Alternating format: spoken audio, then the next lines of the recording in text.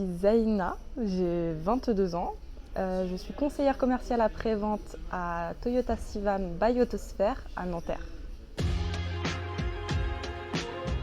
Je conseille les clients, je suis les véhicules qu'on nous dépose à l'atelier pour des réparations, pour des entretiens.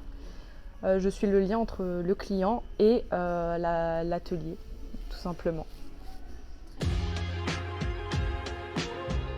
J'ai commencé par un CAP mécanique après la troisième, donc CAP en alternance que j'ai fait au CFA du Garac à Argenteuil.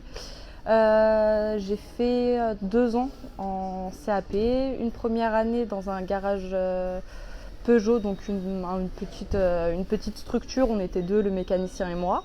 Ensuite, j'ai évolué pour la deuxième année, je suis allée dans un multimarque, on était beaucoup plus. Après, j'ai fait un bac pro après l'obtention de mon CAP, donc bac pro toujours mécanique auto, donc dans l'entretien des véhicules. Garac, en alternance, ça n'a pas changé. J'ai fait 2 ans à Mercedes Longchamp dans le 16e arrondissement de Paris. Une fois mon bac en poche, j'ai décidé de me réorienter, toujours dans l'automobile, parce que ça reste une passion.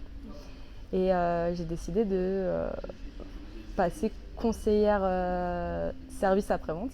J'ai fait un CQP, donc CQP RAV, réception après-vente. Toujours en alternance. L'alternance, je l'ai effectuée à Mercedes Port Marly.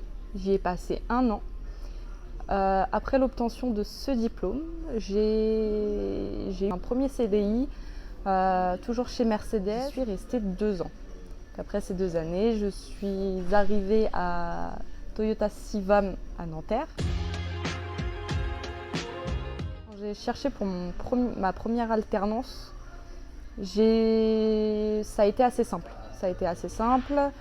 Parce que j'avais une connaissance. Elle m'a fait faire plusieurs stages dans son garage pour déjà bien me montrer qu'est-ce qu'était la vie en atelier et est-ce que je pourrais suivre derrière. Et ça l'a fait, donc j'ai pu y rentrer. Pour la deuxième alternance, c'est un peu plus compliqué. J'ai suivi plusieurs refus, des remarques assez sexistes, des choses un peu moins marrantes.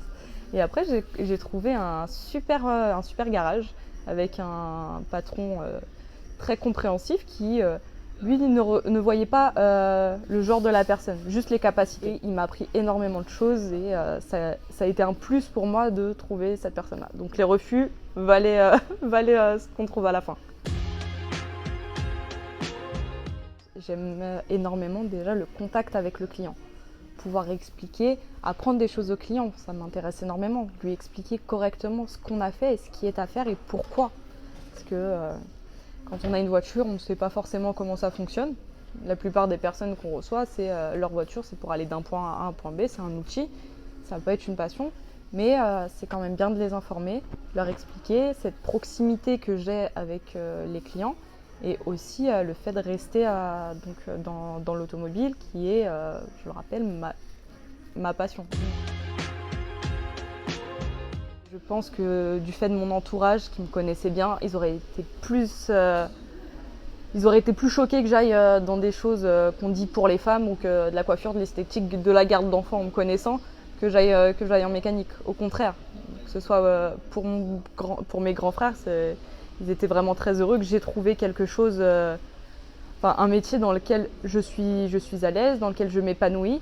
Ils auraient pas été satisfaits que je fasse quelque chose juste pour ça. Oui et non. Parce que moi, je m'adapte à tout environnement. Mais après, j'ai eu pas mal de doutes, en effet, concernant les mentalités, concernant toutes ces choses-là. Du coup, je me suis, entre guillemets, en rentrant là-dedans, je me suis forgé une carapace un peu plus épaisse que celle que j'avais à la base pour les commentaires. Moi, c'était surtout ça dont j'avais peur. Et au final, on m'en a fait des commentaires, des tonnes et des tonnes.